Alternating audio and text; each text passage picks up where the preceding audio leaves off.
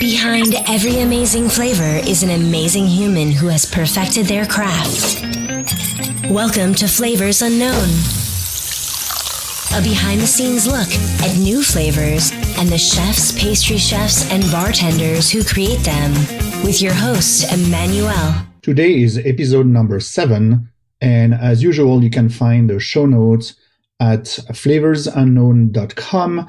Click on the episode page. My guest today on Flavors Unknown is Chef Michael Fojtasek from Olame in Austin. I am lucky enough with my job to have been able to visit Austin several times, and I attended several times as well the South by Southwest conference. And even with my French accent, it seems that I survived every time I go there. This is where I met Chef Michael Fojtasek, who is the nicest guy I ever met. He is always calm, always smiling.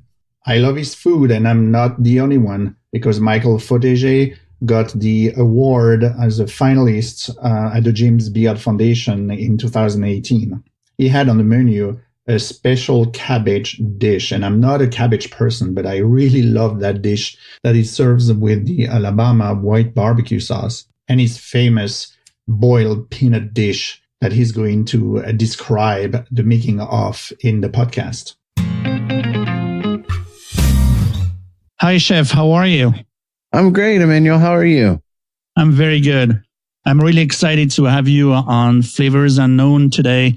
I've been to Olame in Austin, several times, and it's always a luscious, sensorial experience with your dishes over there. So I'm pleased to have you today. Thank you very much. It's always great to have you in the restaurant, and appreciate all the kind words. How would you describe your job in 10 words? 10 words to pick out 10 words, of course, is a challenging thing, but I came up with consuming, rewarding, demanding, educational, evolving, creative, committed, familial, and relational, and then grounding. Grounding was really just in place of humiliating. I thought, what's a better way to say humiliating? Tell me more about this one. Each of these kind of talks to a broad sense of what it takes. But to me, the sense of what I'm trying to say in these words is that it takes everything you got. It's very hard to do, but at the same time, it's incredibly rewarding. And there's a feeling of that you have to count on the people around you, and you have to invest in those relationships in the same way that you invest in everything in the business. And I truly believe that there's really, without my full commitment and my full engagement of those around me, that there would be no success without those kinds of ideas. And then, the grounding portion of it is that every time you think that you're on top of it, or that you've got it figured out, that there's something that comes around the corner that makes you really check yourself and think about whether or not you are really in control of your own destiny. Can you describe your love and passion for Southern cooking and the Southern pantry? Southern food is the part of my life that feels most in tune with my childhood and my family, and mostly my mother and my grandmother, and how I identify. Growing up, I spent a lot of time in Tennessee, which is where my mother was from. My mother moved from Tennessee to Texas when she was pregnant with me.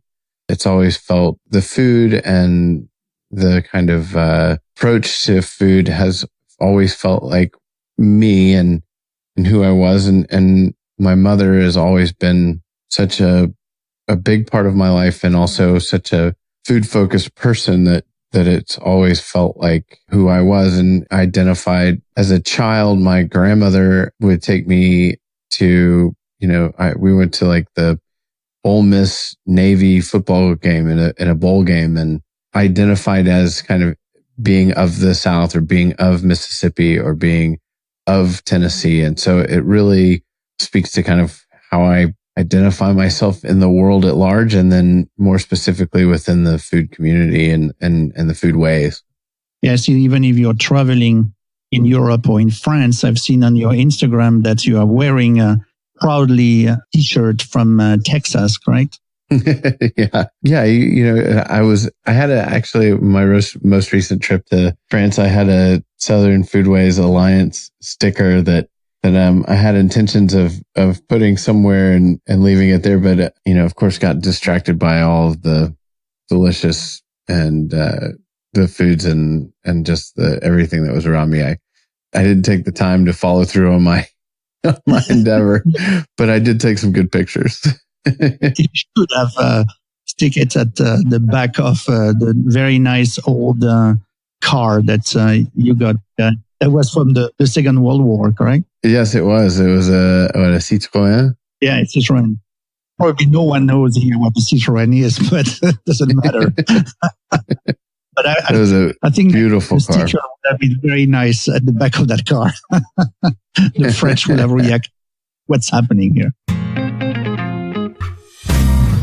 The name of your restaurant, Olame, is an homage to your mother and grandmother, correct?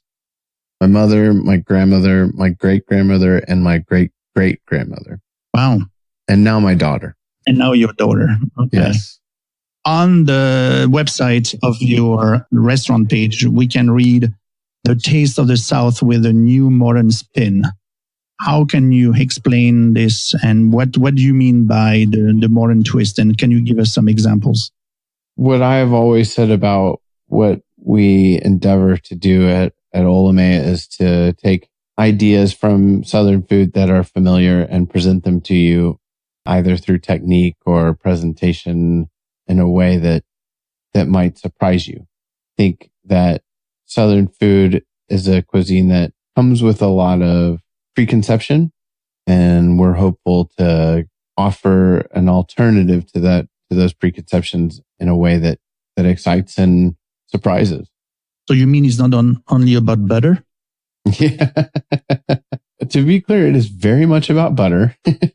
but yeah, I think taking Southern food does have so many, at least in popular culture of the last decade, has been given kind of by way of folks like Paula Deen, who was incredibly successful in creating an idea of what Southern food meant to her. And that in many ways was adopted by a lot of people as the definition of Southern food.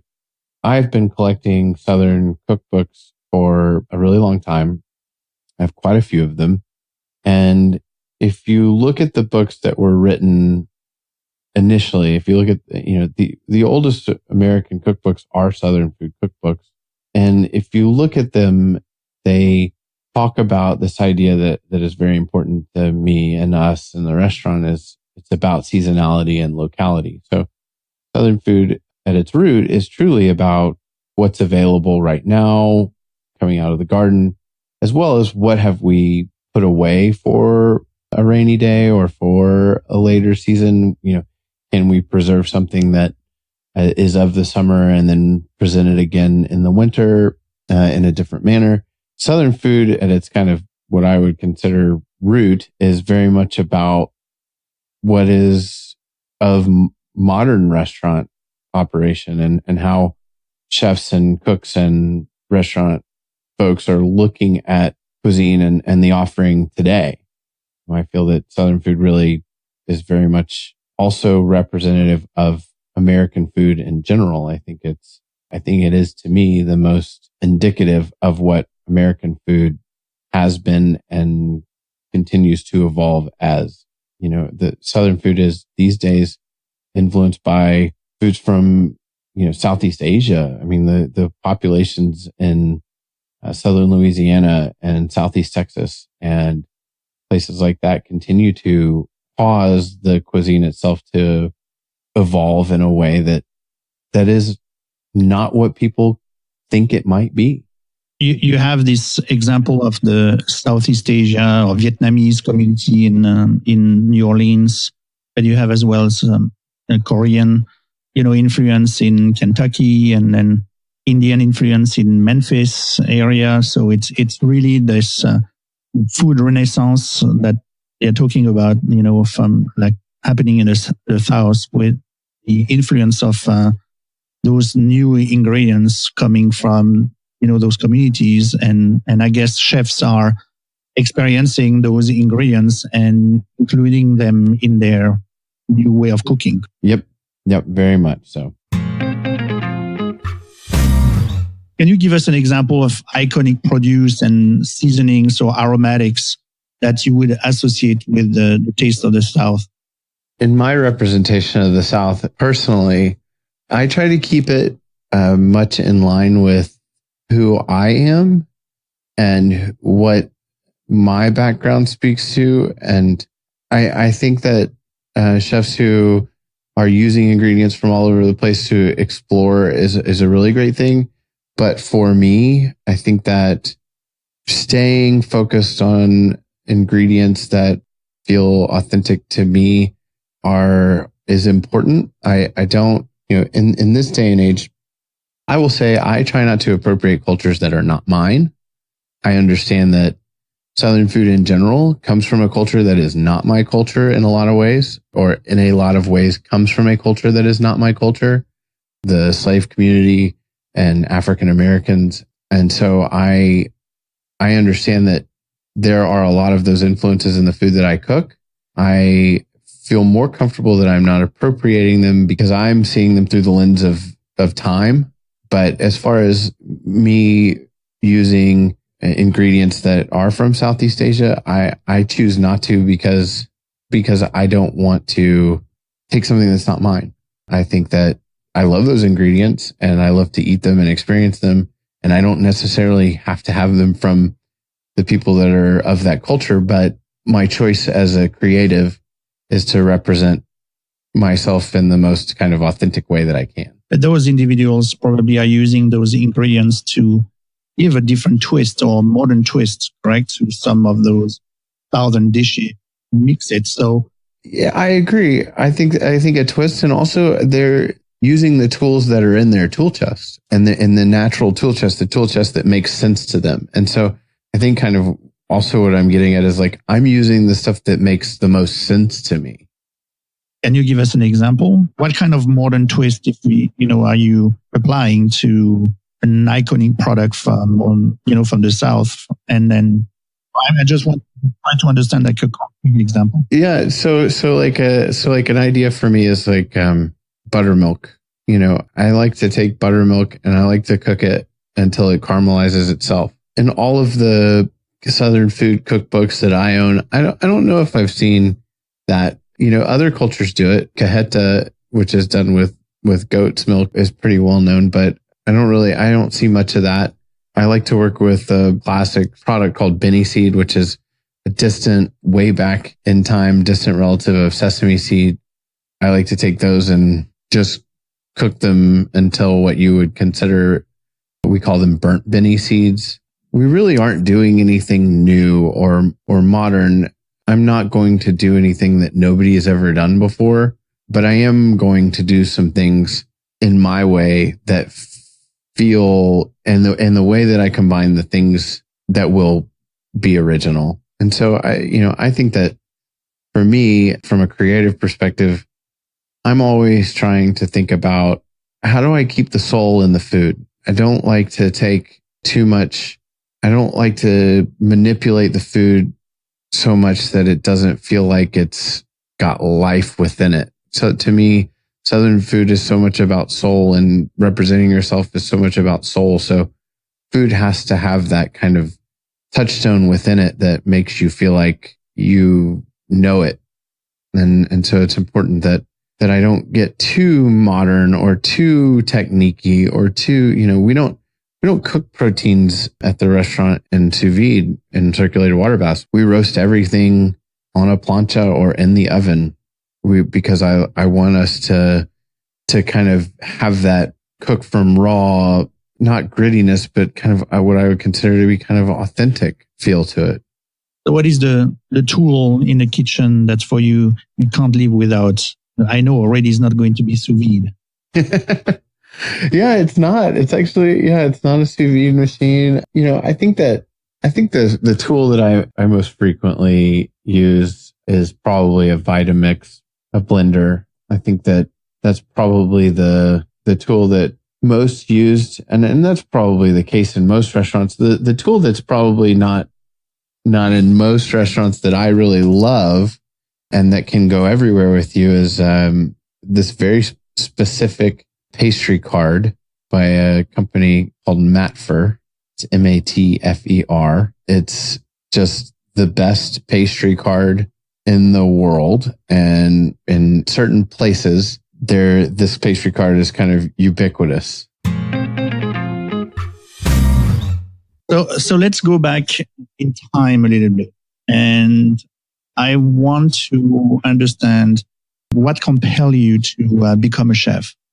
I was compelled to become a chef because I had tried a couple different careers. I had always cooked my entire life. I had always enjoyed cooking. I was always, as I got older, I was cooking for friends and was kind of basing a lot of parties around cooking food for everyone. A close friend was a general manager of a restaurant and invited me in to come stage. I had no idea what that word meant. And I showed up and I had a strong sports background in high school and always spent, not only in high school, but growing up. And I spent about 2 hours in my first kitchen and recognized the correlation between the team and the ordination that it required and the leadership that it required. And then on top of it, that it was also in line with creating things that were delicious. So it took me about 2 hours to experience that and realize that this is what I want to do. I mean, I knew really quickly after stepping into a professional kitchen that I wanted to be there and be in this environment for the rest of my career. It was almost like one of those moments where the clouds break and you see the sky and all of a sudden you're like, oh, this all makes perfect sense to me. Who has been your most influential mentors? My most influential mentor is Jonathan Beno. He is a New York chef. He was the chef who was the chef de cuisine at the opening of Per Se. He left there and opened Lincoln Restaurant or Ristorante in Lincoln Center and is about to open his namesake restaurant down in, I guess it's now called Nomad and it's called Beno. And there's also Leonelli, which is the more casual concept right outside the doors of Beno. But I learned the most from him. He's the one that I am always looking to for guidance or drawing on experiences with him to kind of help me figure out my own way. So what did you learn from that guy? I learned a lot about professionalism. I learned a lot about grit. I learned a lot about taking pride in your work. I think that he is in the New York restaurant community. He is very well known as a systems guy, but also, kind of your consummate professional. And I learned a lot about heart. Lincoln was a $22 million project to open. We had been open we'd been open for about 3 weeks. His wife was about to have their first child and he and I were working together and he turned and looked at me and said, when are your parents going to come and dine? And it was such an impactful moment for me because from my perspective, this man has $22 million worth of weight on his shoulder, plus a newborn child coming, as well as a team of probably 70 people. And he's talking to me about what's going on with me. And it was a really big moment for me to recognize that he is engaged on so many levels that he has the ability to think about where I'm at as well. It's pretty amazing. Yeah, the human dimension in the leadership is one of the things that you learn there too. Oh yeah, I think that's a really great way to put it. And emotional intelligence, I guess. Yeah. He also yelled at me a lot, but that was not in that moment. He definitely is. He's definitely let me have it a few times, but I also learned a lot. And coming from the background that I came from, as far as in athletics and things like that, and I responded very well to that kind of coaching. Describe to me your creative process, if you can. I like to start in the market or at the farm. I go to 2 different farms every Wednesday and Saturday, go to the farmer's market after those farms on Saturdays. And so with me, it usually starts with an idea that happens in those places. It requires me to kind of ruminate on it and think about it and write it down. And then typically I will pull together the concept for a dish, and then I will execute it, and then I will taste it, and I will taste it I have a team that operate as my chef de cuisine at the restaurant. It's a couple. It's a man and a woman that are married. We usually sit down and taste the food together and then talk about it. And then it continues to evolve, and it evolves. We will put it on the menu, and then we will continue to evolve it for however much time it takes until we're happy with it. So the process for me it's a rather long process, and it's always kind of about tinkering, and sometimes the arrival at complete is quick and sometimes it's not. And then one of the things that I enjoy about our process at Olame is that a dish can go on and can arrive at what we consider to be a place that we're happy with it. And then it can continue to evolve out of necessity because of what is available at the market. So, as we call them sets, if we've put a set on with a pork, the set can evolve based off of, we're out of, peaches ended. So now let's talk about pears. Or at this point, we're working with apples, and at some point apples will end, and maybe there will be another substitute for an apple that will be suitable. Sometimes you find yourself in a place where the dish, the evolution caused by necessity or helps you arrive in a place where you like it even more. And then sometimes you try something and you don't like it, and you have to start with something new. But it's for me, it's a process that takes time, takes a lot of kind of tinkering. So there's 2 aspects that I would like to dig into, if I may. The first one is you're talking about those concepts of set. Do you build a lot of your menus around those set, as you call them?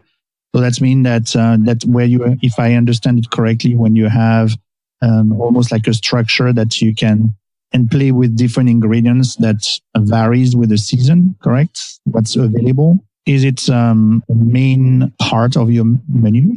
So we have 2 sides of the menu. One side of the menu is small plate items and dishes that singularly stand on their own and would be kind of focused on one item. Like right now, our tartare is about peppers or sweet peppers. And then, another item is kind of about a smoky item. And then the other side of our menu, which is more about the proteins, is kind of the way that it is structured is there's always a fish, there's always a chicken, there's always a pork, and there's always a vegetarian item as well as a beef. So with those items, we would consider them sets, and they would be about what is available and what is happening at the market. Every dish on the menu can kind of take a substitution here or there, but as far as kind of what we would kind of consider classically entrees, the sets do kind of evolve around a set of principles or ideas about the dish, the focus of the dish and what they will, what kind of ideas and principles will fit with that set of the corresponding set. So can you give us an example of several dishes that evolve throughout the seasons based on one of those proteins that you mentioned? So I don't know, pick the one you want, like fish or the chicken.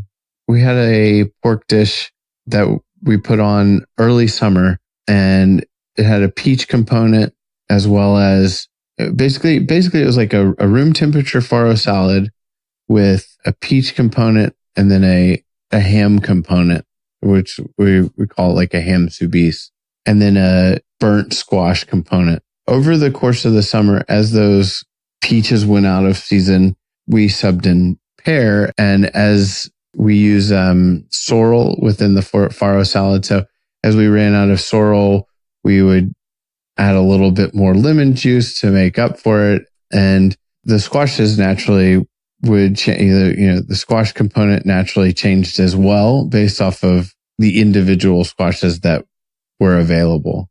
The other elements when I wanted to dig into was at the beginning of the process, where you said that the idea comes usually when you are at the market. And I guess the creative process starts for you at the produce level. What happens in the first phase of the creation, process for you? When you see the produce or the product that, inspires you, what's the next step after that? There's two kind of ways that it works for me. One is I see something and I really want to work with it. We're just problem solving. So, and then the other way is that I see something and it makes me think of something else that I could, essentially recreate with that item. Can you give us a specific example for each of them? One example is like, I love kohlrabi. And not only do I like the flavor of kohlrabi, but I also like the way it looks and I like the texture of it. And I just, something I really think is great. So, at one point I found myself, how do I want to cook with kohlrabi? Well, that was it. Like, what do I want to do? And the place where I arrived was, I know that foods in that, vegetables in that family do well with kind of rich, heavy flavor. So I ended up poaching it in beef fat and using it as a component on a beef dish. The example in another way is green beans. I love cream spinach to accompany a beef as well. And if we can use cream spinach, why can't we do cream green beans? And so, those are two different kind of ideas around the two. Well, those are kind of the two different ways that it works for me. It's one of them is, how do I use this? Oh, let's poach it in beef fat. The other one is, I can use this in substitute of spinach. I can use green beans and substitute of spinach and be perfectly happy with the result there too. So what ingredients are irreplaceable to you? I use a lot of dairy and have always been pretty heavy with dairy. So yes, I do use quite a bit of butter. And yes, I do use quite a bit of like cream or milk or creme fraiche. I spend a great portion of my day on Saturday seeking out vegetables, buying vegetables, talking about vegetables. Aside from vegetables, I would say dairy products. I love cheese. I can't imagine a world without cheese. I join you there. Coming from a country that had more than 300 varieties of cheese. Yes. And some amazing, right? I mean, just... I hope you tasted some of them when you were in France recently. Oh, we had so much good cheese. It was just so... There's a cheese called Mont d'Or, which is just... It's like all the things that I want in a cheese. It's just fantastic. What's unique and unfamiliar ingredients, like almost unknown ingredients that you have discovered recently or finding their way into your menu? I know that you have an affinity for the peanut dish that we offer. And I think that serving those peanuts in the way that we choose to serve them is pretty unique and interesting. And the story behind them is really remarkable as well. Boiled peanuts are a roadside snack in the South. I mean, you walk into a gas station and there is a pot of warm peanuts within the shell just hanging out. And from when we opened Olame, I always wanted to serve some kind of a boiled peanut. I always thought it would be a good nod to the South. But how do you do it in such a way that isn't as messy as the roadside snack? Because essentially, you get it's a brine. You get the salt solution all over your hands when you're eating them. And so how can you do it in a way that a little more easy to eat? And so I tried to buy green peanuts for a couple of years. When your green peanuts, for one thing, are very perishable, they don't hang out very well. And then also they're typically harvested in such grand amounts that asking somebody to portion off the amount that I would need to serve in the restaurant nobody was really open to that idea. And partially because like the amount of effort that it would take for them to do that based off of what they could actually charge for that just didn't make sense. A couple of years ago, there is a man who opened a mill, an organic mill, and it's our first mill here in Austin, and I think one of the first mills in Texas to be doing things in the way that he does them. He is milling rare heirloom grains of superior quality. And the cool thing about what he does is that he contracts the farmers to grow the wheats or the corns for him.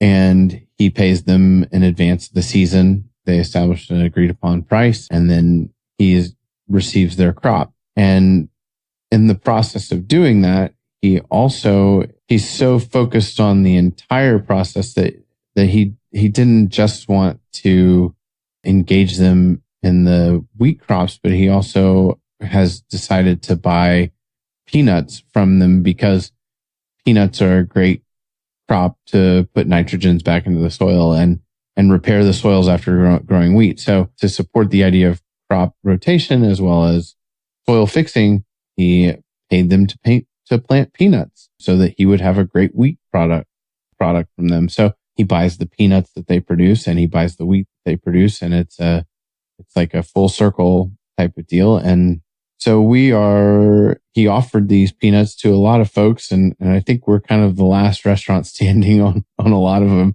because they're rather labor intensive. But what he does is he buys the peanuts. Well, the farmers harvest them and then they turn a bunch back into the ground, but they also harvest them and they dry them to just shelf stable. So they're not roasted like what you would get at the ball game. They are just dried to the point where you can keep them and they won't go bad on you. So what I would consider them to be is kind of a raw, unshelled peanut. And what do you do with it? We take them and we pressure cook them. We use a pressure cooker in the restaurant quite a bit for a lot of different items. In particular, we pressure cook these peas. We cook them a lot like you would cook any bean or field pea that's been dried. But we choose to pressure cook these, and the texture that comes out is pretty unique and interesting. And also considering the story behind them, a really great representation of who we are as far as the community and harvest of peanuts that are regenerating soil, as well as representing a dish that is important in the South. And and doing it with a technique that is pretty classic, but maybe not well known, and produces a result that is... It's fantastic. Yeah, unique and interesting and delicious. What is the rest of the dish? Because it's not only peanuts you have in that dish. So the dish has recently evolved.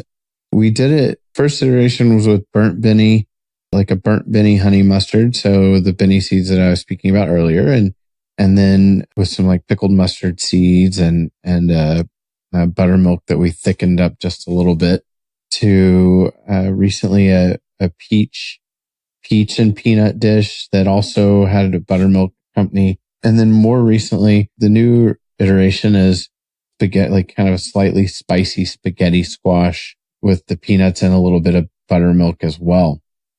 But I guess you could say that typically the dish is about peanuts that have been glazed with a little bit of puree that matches with the buttermilk. And the buttermilk really provides a roundness in the mouthfeel and a tartness in the flavor to kind of cut some of the glaziness of the peanut. That's really a good dish. And unfortunately, I cannot make that and use that ingredient in my kitchen here.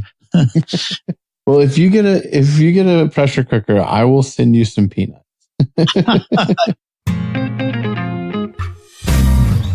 So let's say I am in my kitchen and I want to do something special with a rice dish. That's something that I can easily do. What would you suggest to a home cook to do something unique and new around, rice?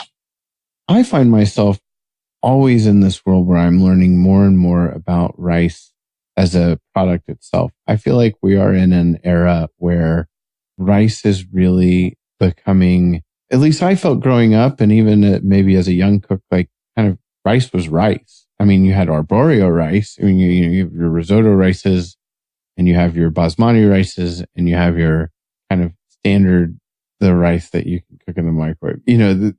But to me, kind of for years, it felt like there was only those archetypes of rice. And I feel that now we're in an era where rices are coming available that are just so individually unique and so remarkable for the flavors they offer and for the shapes that they are. And I think that seeking out rices that are unique and have depth of flavor and learning how to cook them properly. I think that the greatest mistake that happens with rice most oftenly is that it's just not cooked properly. Learning how to cook the rice in a good way. There's a rice that we work with at the restaurant that I think is one of the best rices in the world. It's called Carolina Gold Rice. It's pretty well known at this point. We buy it from a company called Anson Mills in South Carolina, and the rice is challenging. If you cook the rice like most Americans have grown to cook rice, it turns out not very good. It tastes good, but texturally it's off. And a great example is my mother loves the rice and loves it when I cook the rice, but she has bought it for herself, but she stopped buying it for herself until I come there and show her exactly how to cook the rice. She doesn't want to cook anymore because it doesn't turn out the same. And so I just think that, and it's not a particularly challenging thing to cook. It just requires you to think about cooking rice in a different way. What's best for each individual rice. And another example is like we use a rice right now from Louisiana that is like an exceptionally long grain. We actually pressure cook that rice and it turns out really, really nice. Yeah, I would say the start is to buy rices that don't settle for the rice that's in the, in that long, cylindrical bag at the grocery store and seek out rices that cost more money and that probably have some kind of, and a great place to start with that is, any of the Asian markets. I mean, if you really want to spend some money on rice, that's where you start and buy some rices that are sushi grade rice or whatever, but starting there and then really just paying attention to what each rice needs, how it needs to be treated, making sure that your ratios are right and that you're paying attention to, if it's a rice that needs to come to a boil and then be turned to a simmer, paying attention closely so that you don't boil the heck out of it for 5 minutes before you realize that you need to turn it down or, just being thoughtful about it. With what would you serve, the rice? I really like to serve fish with rice. Really like to serve. I think the last probably 6 fish dishes at the restaurant have been some form of a soup or a liquid with a mound of rice and a piece of fish, which is probably like one of the most kind of culturally ubiquitous ways to serve rice, I think, is fish and soup. I feel like rice, fish, and soup is like everywhere. And that's how I like to serve it. That's how I like, fish and rice. Okay, so we are almost, at the end, and I want to ask you a series of rapid fire questions. But before that, I would like you to talk a little bit about your project for 2019, which is a new place called Mignette. So what is Mignette? Well, firstly, Mignette, staying with the theme of naming restaurants after women in my life that are important, Mignette is actually my wife's mother's name, and she goes by Minnie. And you'll probably get a kick out of this, but so Minnie was named Mignette, and for I think until she was like 19 or 20, thought that her name was a French word, that it was a French name, and met someone from France, and they said absolutely not. But I think it really works for us because some of the ideas that we are approaching in this restaurant are very much kind of my mother-in-law is from Texas. And so we're very much approaching ideas of Texas food and Southern food in general, but Texas food. And then also kind of some French notes as well, because we're going to be offering a bakery and it's a bakery diner kind of takeaway spot. Really thrilled. The team that is currently operating as chef de cuisine at Olame is going to go down there and become partners and run that restaurant. And it gives us an opportunity to, I think, reach more people, and it will be inside of a marketplace. The team who created the Ferry Building Market in San Francisco and Oxbow Market in Napa are the team that are leading this project. And I feel that those two spaces and ideas are remarkable and well trafficked. And I'm excited to be in a marketplace and have the opportunity to do food that has a lot of the same ideals that we offer at Olame, but on a more casual set of basis. And honestly, it'll be a little bit cheaper, which will be really nice. Well, I wish you a lot of luck for your, and all the best for your new adventure here. Thank you. Are you reserving, I don't know if there's a table or there's tables in the restaurant or there's always a table for you. Okay. So let's go with the, series of rapid fire questions. So where do you eat in Austin when you are off the clock? We eat at Bufalina. We eat at Now Suerte is open, a new Mexican restaurant that uses local ingredients and presents Mexican flavors in a maybe new and unconventional way. And then we also eat like some of the classic, like there's a Tex-Mex place near our house called Matt's El Rancho that's been open forever and serves just like down and dirty Tex-Mex food. And we eat, I would say, we like to go to see our friends at restaurants. So if our friend is a general manager of a new restaurant that opened this weekend. So we went to see her. It's called Joanne's. It's on South Congress and it's great. But it's also so often about just going to support the rest of our restaurant community. So you talked that you are collecting cookbook from the Southern cookbook. So what is your favorite one? Taste of Country Cooking by Edna Lewis. Edna Lewis is kind of the matron of Southern food. Taste of Country Cooking is the quintessential book by her, and it is organized seasonally.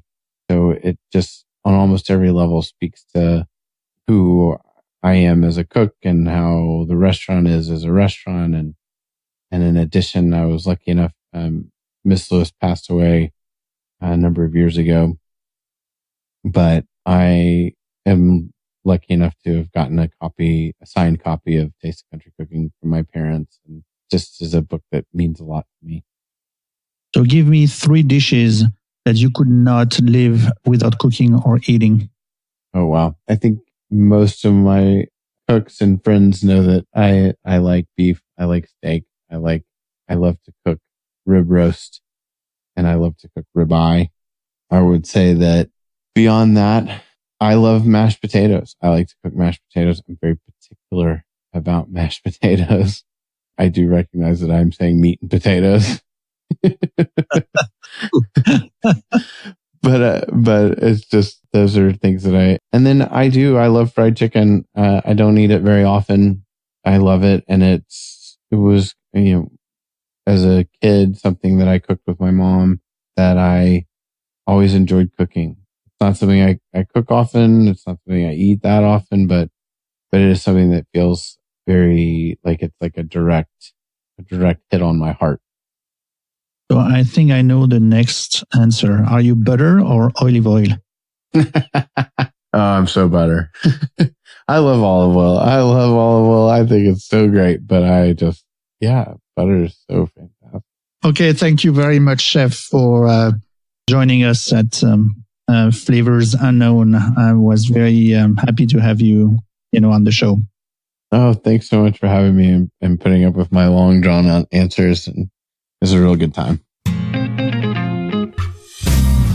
Thank you for listening today. No worries if you were not able to write down some information that our guest was talking about, because you can find all of those in the episode show note on flavorsunknown.com. And if you are enjoying the show, please leave a review or a rating, as it helps other people to find it as well. If you have friends that are foodies, please send this podcast their way, as I am always happy to have more people listening. I see you in 2 weeks, and until then, remember that people who love to eat are always the best people. Thanks for listening to Flavors Unknown. If you enjoyed this episode, be sure to leave a review. Find the show notes at flavorsunknown.com. And if you want to join the Flavors Unknown community, search Flavors Unknown on Instagram and Twitter.